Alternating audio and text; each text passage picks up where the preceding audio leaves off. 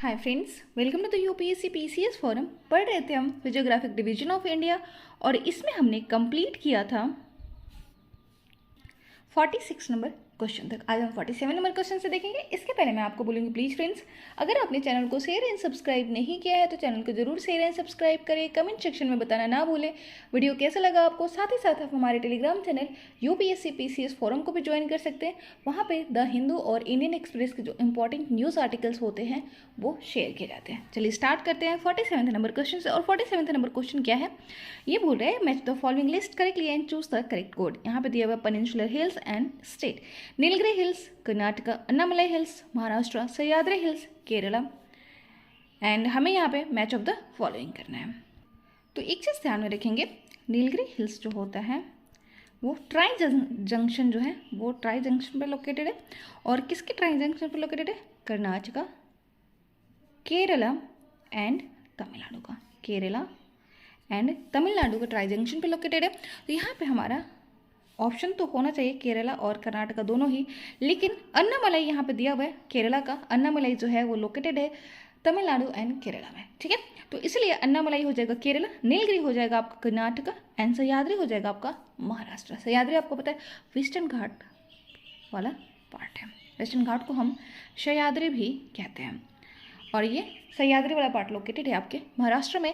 Nilgiri hills one of the oldest mountain range है जो कि लोकेटेड है ट्राई जंक्शन पे तमिलनाडु, केरला एंड कर्नाटका। और इसका आंसर हो जाएगा ऑप्शन नंबर बी 132। सेकेंड है Annamalai hills is located in both Tamil Nadu and Kerala. Annamalai जो होता है इसका पीक होता है सदर्न इंडिया का। तो एक चीज़ ध्यान में रखेंगे कि जो नीलगिरी हिल्स हैं जो ट्राई जंक्शन पे लोकेटेड है कर्नाटका, केरला और तमिलनाडु का, उसका जो हाईएस्ट पीक है वो है डोडा बेटा। बट ये आपका साउथ इंडिया का हाईएस्ट पीक नहीं है। ध्यान में रखना है, साउथ इंडिया का जो हाईएस्ट पीक है वो आपको देखने को मिलेगा अनाई मोडी, जो कि अन्नामलाई हिल्स पे लोकेटेड है। तो ये आपको ध्यान में रखना है। सह्याद्री जो है वो लोकेटेड है महाराष्ट्र में। वेस्टर्न घाट को सह्याद्री कहते हैं in the Maharashtra region. Are north south chain of the mountain hills और marks the western edge of the Deccan plateau. तो वेस्टर्न घाट क्या होता है? वेस्टर्न एजेस है किसका? डेक्कन प्लेट्यू का वेस्टर्न एजेस ये बनाता है। और ये नॉर्थ टू साउथ है, उसको हम बोलते हैं वेस्टर्न घाट। और वेस्टर्न घाट का जो महाराष्ट्र वाला रेंज है उसको हम सह्याद्री बोलते हैं, ध्यान रखेंगे। 48 नंबर क्वेश्चन है। 48 नंबर क्वेश्चन है which of the following hills do not form a part of western Ghat. इनमें से कौन सा जो है वेस्टर्न घाट का पार्ट नहीं बनाता है, ये हमें बताना है। तो Palkonda range, Nallamalai hills, Mahendragiri hills, all of the above. तो ध्यान रखेंगे यहाँ पे कोई भी रेंज जो है वेस्टर्न घाट का पार्ट नहीं है, ध्यान में रखना है। पालकोंडा रेंज जो है वो आंध्र प्रदेश में लोकेटेड है और ये पार्ट है आपका ईस्टर्न घाट का। वेस्टर्न घाट का कौन कौन सा स्टेट जो है वो पार्ट है, तो ध्यान रखेंगे गुजरात, गोवा, महाराष्ट्र, कर्नाटका, केरला, तमिलनाडु। तमिलनाडु भी आपका वेस्टर्न घाट का पार्ट है। तमिलनाडु जो है वो आपके ईस्टर्न घाट का भी पार्ट है। तो ध्यान रखना है तमिलनाडु जो है वेस्टर्न और ईस्टर्न दोनों का ही पार्ट है। महेंद्रगिरी हिल जो है वो आपका लोकेटेड है ओडिशा में और ये भी आपके ईस्टर्न घाट का पार्ट है क्योंकि ईस्टर्न कोस्ट पे आपको देखने को मिले तमिलनाडु, आंध्र प्रदेश, तमिलनाडु, आंध्र प्रदेश, ओडिशा एंड वेस्ट बंगाल। ध्यान रखना है।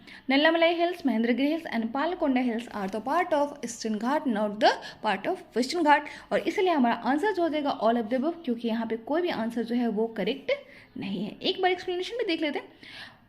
Palakonda hills are a range of hills that form a part of the Eastern Ghat in the southern India state of Andhra Pradesh. Nallamalla range is located in Eastern Ghat in Eastern Andhra Pradesh state. Mahendragiri जो है वो highest peak है किसका? Eastern घाट का। तो ध्यान में रखेंगे हाईएस्ट पीक अभी हमने जस्ट देखा था वेस्टर्न घाट का, कौन सा है? वेस्टर्न घाट। और आप कह सकते हैं साउथ इंडिया का वो है आपका अनाई मोडी, ठीक है। और महेंद्रगिरी जो है वो हाईएस्ट हिल्स आपका ईस्टर्न घाट का और ये आपको कहाँ देखने को मिलता है? गजपति डिस्ट्रिक्ट जो है ओडिशा का, वहाँ पे आपको देखने को मिलता है। और वे ईस्टर्न घाट की जो एलिवेशन है वो 1501 मीटर्स है। 49th नंबर क्वेश्चन देख लेते हैं। और 49th नंबर क्वेश्चन है consider the following statement about central highland. Central highland के रिगार्डिंग कौन सा स्टेटमेंट जो है वो करेक्ट है, ये हमें बताना है। Satpura range is formed by a series of scarped plateau in the south of central highland. Second है the western margins are covered with the crescent shift and dunes are known as barchans. Third है this region has remained untouched from the metamorphic processes. हमें बताना है यहाँ पे कौन सा statement जो है वो करेक्ट है। तो पहला स्टेटमेंट बिल्कुल करेक्ट है कि जो सतपुड़ा रेंज है, Satpura by a series of scarp plateau in the south of the central highland. तो आपको पता है सतपुड़ा जो रेंज है वो south of the Vindhya range located है और इनके बीच में फ्लो होती है नर्मदा रेंज और ये क्या बनाता है, ये सेंट्रल हाईलैंड का by a series of scarp plateau in the south of the central highland का ये सदर्न पार्ट बनाता है सतपुड़ा रेंज। और सतपुड़ा और आपका विंध्या जो रेंज है वो आपका ब्लॉक माउंटेन है जिनका फॉर्मेशन जो होता है वो कैसे होता है, जिनका formation vertical movement of the plates की वजह से होता है इनका फॉर्मेशन। और इसी वजह से आपको यहाँ पर रिफ्ट वैली देखने को मिलेगी नर्मदा और तापी का। नर्मदा और तापी के बीच में ही लोकेटेड है आपका सतपुड़ा हिल्स, ये भी आपको ध्यान में रखना है। सेकेंड स्टेटमेंट है the western margins are covered with crescent shift and dunes are known as barchans. बिल्कुल सही बात है कि जो वेस्टर्न मार्जिन है सेंट्रल हाईलैंड्स का वहाँ पे आपको देखना होता है ड्यून्स, सैंड ड्यून्स और क्रिसेंट शिफ्ट, क्योंकि वेस्टर्न मार्जिन में है आपका डेजर्ट। ठीक है। थर्ड स्टेटमेंट है this region has remained untouched from the metamorphic process. आपको पता होना चाहिए कि रॉक्स फॉर्मेशन का 3 प्रोसेस होता है। एक होता है इग्नियस, दूसरा होता है सेडिमेंट्री एंड तीसरा होता है आपका मेटामॉर्फिक। इग्नियस रॉक का फॉर्मेशन डायरेक्टली किससे होता है, लावा से, जो डायरेक्टली कम्स आता है इनसाइड ऑफ द अर्थ। ठीक है। सेडिमेंट्री रॉक का फॉर्मेशन होता है through sedimentation, deposition of sediments की वजह से सेडिमेंट्री रॉक का फॉर्मेशन होता है, जबकि मेटामॉर्फिक रॉक का फॉर्मेशन जो होता है वो कैसे होता है, under the temperature and pressure. Under the effect of temperature और प्रेशर की वजह से इग्नियस और सेडिमेंट्री रॉक से किसका फॉर्मेशन होता है, मेटामॉर्फिक रॉक से। तो ये में ध्यान में रखना है। और तीनों ही रॉक एक दूसरे से तीनों ही रॉक का फॉर्मेशन एक दूसरे से हो सकता है, ये चीज़ आपको पता होना चाहिए। तो यहाँ पे बोल रहे हैं कि यहाँ पे ये जो रीजन है सेंट्रल हाईलैंड्स वो कम्प्लीटली अनटच्ड रहा है मेटामॉर्फिक प्रोसेस से, तो ये बिल्कुल गलत बात है और इसलिए ऑप्शन नंबर हमारा ए हो जाएगा राइट आंसर। सेंट्रल हाईलैंड जो होता है बाउंड होता है किससे, वेस्ट में अरावली रेंज से, और वेस्ट में बाउंड होता है अरावली रेंज से, इसलिए आपको वहाँ पे क्रेसेंट शिफ्ट और सैंड ड्यून्स बरचांस देखने को मिलते हैं। सतपुड़ा रेंज जो है वो फॉर्म होता है सीरीज ऑफ स्कार्प प्लेट्यू से फॉर्मेशन होता है किसका, सतपुड़ा रेंज का। और जनरली जो इसका एलिवेशन है वो 600 to 900 एबव होता है मीन सी लेवल का। तो 600 से 900 एबव होता है किसके, मीन सी लेवल का। एक्सटेंशन जो होता है पेनिनसुलर प्लेट्यू का वो कहाँ देखा जा सकता है, as far as Jaisalmer in the west. तो जैसलमेर तक इसका देखा जा सकता है एक्सटेंशन, जहाँ पे आपको लॉन्गिट्यूडनल सैंड ब्रिज, आपको पता है कि डेजर्ट जो लैंड फॉर्म्स का फॉर्मेशन होता है, तो ये सैंड ड्यून्स और क्रेसेंट शेप जो मर्चांस आपको देखने को मिलेगा, ये आपको कहाँ देखना, डेजर्ट लैंड फॉर्म्स है। ठीक है। और कौन कौन से लैंड फॉर्म का कैसे फॉर्मेशन होता है, अगर आपने नहीं देखा है तो आप जाके ज़रूर हमारे डिटेल वीडियो को चेक कर सकते हैं। वहाँ पर आपको देखने को मिलेगा कि डेजर्ट लैंड फॉर्म का फॉर्मेशन कैसे होता है, रिवराइन लैंड फॉर्म कैसे होते हैं, आपका ग्लेशियर लैंड फॉर्म कैसे होते हैं, तो ये सब आपको वहाँ पे अच्छे से देखने को मिलेगा। कास्ट टोपोग्राफी भी देखने को मिल सकता है। थर्ड स्टेटमेंट बिल्कुल गलत है कि this region has undergone metamorphic process in its geological history. आपको पता है 4.6 बिलियन ईयर्स है हमारे अर्थ की जियोलॉजिकल हिस्ट्री, और अराउंड 3.5 बिलियन से जो है वो रॉक्स का फॉर्मेशन स्टार्ट हो गया था। तो ऑब्वियसली बहुत सारे जो चेंजेस होते हैं जियोलॉजिकल हिस्ट्री में, और मेटामॉर्फिक प्रोसेसेस बिल्कुल अकर होता है, अनटच्ड नहीं है, which can be corroborated by the presence of metamorphic rocks भी हमें वहाँ पे देखने को, जैसे मार्बल, स्लेट, नीस देखने को मिलता है। नेक्स्ट क्वेश्चन देख लेते हैं। Bundelkhand, Baghelkhand and Chota Nagpur plateau are natural extension of which of the following feature. तो बुंदेलखंड, बघेलखंड और छोटा नागपुर जो है वो किसके नेचुरल एक्सटेंशन है, Deccan plateau, Purvanchal, central highlands and western Ghat. Purvanchal तो बिल्कुल भी नहीं है, पूर्वांचल आपको पता है हिमालयन का एक्सटेंशन पार्ट है जो आपके नॉर्थ ईस्टर्न पार्ट में देखने को मिलता है, नॉर्थ टू साउथ ये मूव करता है। डेक्कन प्लेट्यू का भी नहीं है, एक्चुअली ये जो है वो किसके पार्ट है, वेस्टर्न घाट का, सॉरी सेंट्रल हाईलैंड्स का। वेस्टर्न घाट तो आपको वेस्टर्न मार्जिन पर देखने को मिलेगा डेक्कन प्लेट्यू का। तो बिल्कुल आपका ऑप्शन नंबर बी हो जाएगा central highlands. Bundelkhand, Baghelkhand and Chota Nagpur जो है वो नेचुरल एक्सटेंशन है सेंट्रल हाईलैंड्स का, जिसको मध्य भारत प्लेट्यू और मध्य भारत पत्थर भी कहते हैं। और इसके ईस्ट, और ये कहाँ पे लोकेटेड है? ईस्ट ऑफ द मारवाड़ और मेवाड़ अपलैंड, जो कि आपको कहाँ पे देखने को मिलेगा? राजस्थान वाले रीजन में देखने को मिलेगा। मोस्ट जो प्लेट्यू होता है वो आपको चंबल बेसिन में देखने, चंबल बेसिन आपको कहाँ पे देखने, चंबल रिवर जो है वो आपको देखने को मिलेगी कहाँ पे? मध्य प्रदेश में। चंबल जो है वो किसके ट्रिब्यूटरी है? वो है ट्रिब्यूटरी यमुना के, और ये निकलती है कहाँ से? जनापाव हिल से। ये भी आपको ध्यान में रखना है। विच flow in A rift valley, Chambal जो होता है वो फ्लो करता है रिफ्ट वैली में। रोलिंग प्लेट्यू आपको यहाँ देखने को मिलता है, rounded hills composed of sandstone का देखने को मिलता है। नेक्स्ट क्वेश्चन देख लेते हैं। 61 नंबर क्वेश्चन है हमारा, consider the following statement with reference to the Meghalaya plateau. Meghalaya plateau के मतलब रेफरेंस में हमें बताना है यहाँ पे कौन सा स्टेटमेंट जो है वो करेक्ट है। पहला स्टेटमेंट है Meghalaya plateau is subdivided into Garo, Khasi and Jaintia. Rajmahal hills are eastward extension of the Meghalaya plateau. Third है Meghalaya plateau is highly eroded land mass which occurs due to fluvial erosion.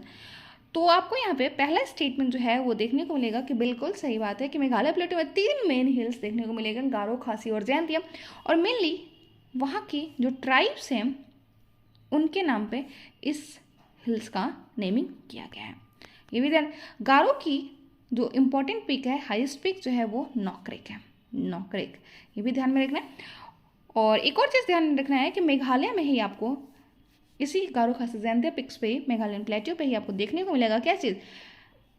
माशिनराम और चेरापुंजी, जो कि वर्ल्ड में फेमस है किसके लिए?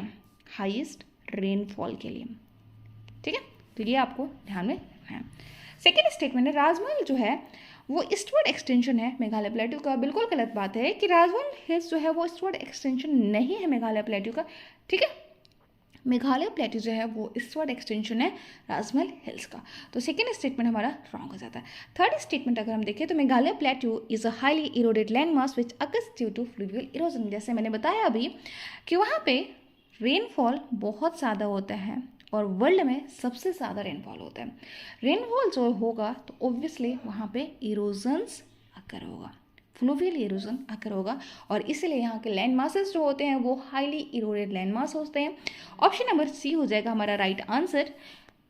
मेघालय प्लेट्यू जो है वो सब डिवाइडेड है गारो, खासी, जयंतिया में, और उनका नाम जो है ट्राइबल ग्रुप्स के ऊपर लिखा हुआ। मेघालय प्लेट्यू जो है वो हाईली इरोडेड लैंड मास है जो कि फ्लूवियल इरोजन की वजह से होते हैं।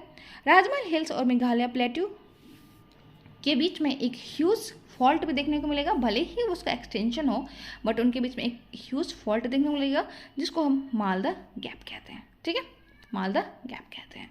नेक्स्ट क्वेश्चन देख लेते हैं। 52 नंबर क्वेश्चन है which of the following pair are not correctly matched. इनमें से कौन सा जो पेयर है वो करेक्टली मैच्ड नहीं है, ये बताना है। Thalghat gap Maharashtra, Bhorghat gap Madhya Pradesh, Palghat gap Kerala and Senkotta gap in Karnataka. बताना है यहाँ पे कौन सा स्टेटमेंट जो है वो करेक्ट नहीं है। पहले स्टेटमेंट बिल्कुल करेक्ट है कि थालघाट जो गैप है वो महाराष्ट्र में है और ये कनेक्ट करता है किसको? मुंबई से नासिक को कनेक्ट करता है। थालघाट गैप जो है मुंबई से नासिक को कनेक्ट करते हैं, दोनों ही महाराष्ट्र में, और बिल्कुल थालघाट गैप जो है वो आपको महाराष्ट्र में देखना। भोरघाट गैप भी आपको महाराष्ट्र में देखने को मिलेगा और ये कनेक्ट करता है मुंबई को पुणे से, मुंबई को पुणे से कनेक्ट करता है भोरघाट गैप। पालघाट गैप आपको केरला में देखने को मिलेगा एंड सेनकोट्टा गैप जो है वो कनेक्ट करता है कर्नाटक तमिलनाडु को केरला से। तो ऑप्शन नंबर 2 एंड 4 जो है वो इनकरेक्ट है और पूछा जा रहा है यहाँ पे इनकरेक्ट स्टेटमेंट कौन सा है, तो ऑब्वियसली हमारा आंसर जो हो जाएगा ऑप्शन नंबर बी हो जाएगा। भोरघाट जो है वो एक माउंटेन रेंज है जो कि लोकेटेड है Palasdhari and Khandala for railway and between Khapoli and Khandala on the road route. और ध्यान में रखेंगे आप कि मुंबई और पुणे को कनेक्ट करते हैं, मेनली यहाँ से क्वेश्चन बन जाते हैं। बहुत ज़्यादा ये रोड और रेलवे को कनेक्शन को याद नहीं रखना है। वेस्टर्न घाट और सेनकोटा गैप जो है वो लोकेटेड है नागरकोइल और कार्डमम हिल्स जो है वो तमिलनाडु को उनको और लिंक करते हैं तिरुवनंतपुरम और मदुरई को। मदुरई जो है वो किसके लिए फेमस है? मीनाक्षी टेम्पल के लिए फेमस है, ध्यान रखेंगे। अब हम देखेंगे great Indian desert. Great Indian desert में पहला क्वेश्चन है हमारा which of the following statement is incorrect about great Indian desert. Great Indian desert के रिगार्डिंग कौन सा स्टेटमेंट जो है वो करेक्ट नहीं है। It is an extension of Sivalik mountain ranges towards south. Second है, it is a land of undulating topography covered with longitudinal dunes and bergschans. Third है marine deposits have been found from this region during excavation. Brackish waters lakes and playas are found in this region in abundance. हमें बताना है यहाँ पे कौन सा statement जो है वो करेक्ट नहीं है।